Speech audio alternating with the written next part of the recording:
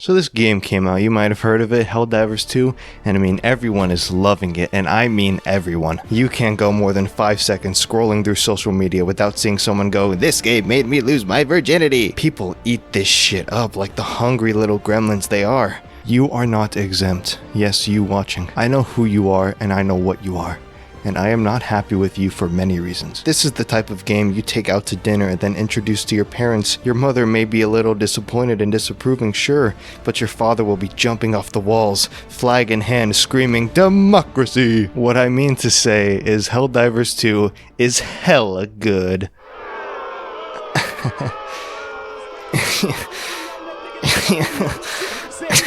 This game is a sequel. I mean, of course, it's Helldivers Dose for a reason, but it opts to completely switch up the formula from the top-down twin-stick shooter that is Helldivers 1. So what is Helldivers 2? Is it worth buying? And should you leave your girlfriend to devote your whole life to Super Earth? The answer to all these questions may shock you. Helldivers 2 is a fast-paced, multiplayer, live-service, third-person shooter released for the PS5 and PC. So all you Xbox users out there, you and up to 3 others can venture from planet to planet, going toe-to-toe against enemy factions. 2 of them. Now, only 2, you may ask. Don't worry, there are much more to come. As of now, there are 2, which we will refer to as the Bugs and the Machines. They have actual names, but neither Bug nor Machine earn my respect as they are enemies of Super Earth, so I will not bother mentioning them in this video. Each faction has a control of a certain part of the map, as you can see here, and it's our job to push them back and liberate the planets under Bug and Machine control. Every operation you undergo successfully will contribute to the planet's overall liberation percentage. It's a very minuscule number that completing objectives actually gets you, but it's not just you contributing to this goal. Every single player that's online, whether it be PC or PlayStation, not Xbox, everyone completing operations are contributing to the score of that planet that the mission takes place on. Sometimes a planet will become in jeopardy and a defense campaign will activate. It is then your job to push back against the forces that threaten that planet's liberty and restore peace once again. This does a lot to engage the player in the gameplay loop. It's not just generic live service tasks like go here, do this, get better gear, you are now slightly stronger. Instead, it feels like you're actually contributing to something and creates a nice sense of community as you're all working towards the same goal. And speaking of the community, I've never seen a more lovely gaggle of goons behind a video game. Pretty much everyone playing this game is on the same wavelength. Every player you'll encounter is wholly devoted to democracy, and they'll let you know. Seriously though, people love getting into the role of these Helldivers, and it makes for some hilarious situations. This game does a great job of making you feel like a true patriotic hero. This is definitely a game you'll get max enjoyment out of by hopping in a voice call and playing with friends, but even playing with randoms, at least in my experience, is still always a blast. That's because I have no friends who will buy this game and play with me. I've tried recruiting for Super Earth, but they side with the bugs. The bugs. As for the gameplay itself, it's pretty straightforward, but still tons of fun. The gunplay is satisfying and punchy, the sounds boom boom blackow, and especially at higher difficulties, these battles can get very intense. The game opts for a more realistic method of reloading. In most games, reloading will simply fill up the magazine using whatever ammo you have in the reserve, so reloading constantly is always recommended as you lose nothing from doing so. In Helldivers, however, reloading replaces the mag entirely regardless of how much is left. Therefore, reloading should only be done when you are completely empty, otherwise you might get fucked. No manual reload either. I didn't realize how much I was spoiled by that until this game. The movement is simple. You can run around, dive, crouch, go prone, but you cannot jump. Instead, you have the ability to mantle over certain objects. In a few occasions, this can get slightly annoying. Sometimes you'll find an obstruction that seems like you could climb over it, but it just won't let you. Again though, just a minor inconvenience at worst. Hey, look at this. Check what I got. Check it out. Look, you got something to say?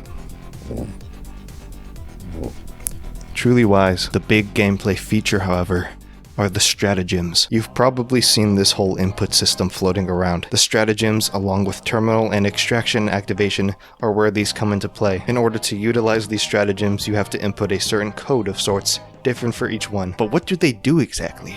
Well, my good sir, they can do a wide variety of things. Some can call down support items like different types of back bling and special weapons. Others call down fortifications and sentries, but the best ones, of course, are the ones that send down the boom booms. That's where a lot of the funnies in this game come from. The blast will blow you away and show off the game's funny physics engine. Sometimes you'll accidentally kill all of your friends and you'll all get a good hearty laugh over it, and that is priceless. There's a lot of fun to be had with this system, and the game gets very chaotic because of it. You'll have explosions going off left and right.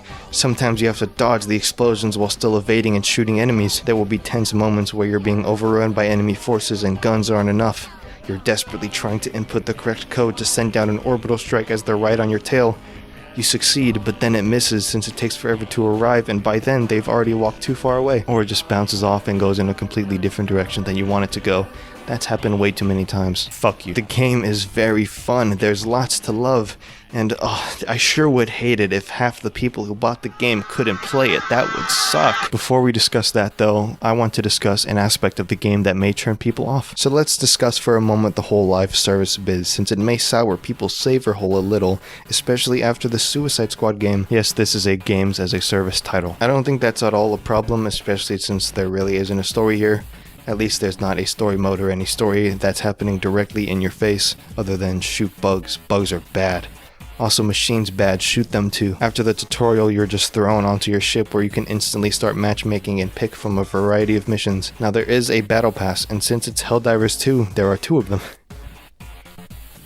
It's really so dumb, that joke is. Sorry, I make myself laugh. Sorry, I didn't realize how funny that joke was until I read it. Anyways, one is paid and one is free. The free one actually gives you some of the game's in-game currency.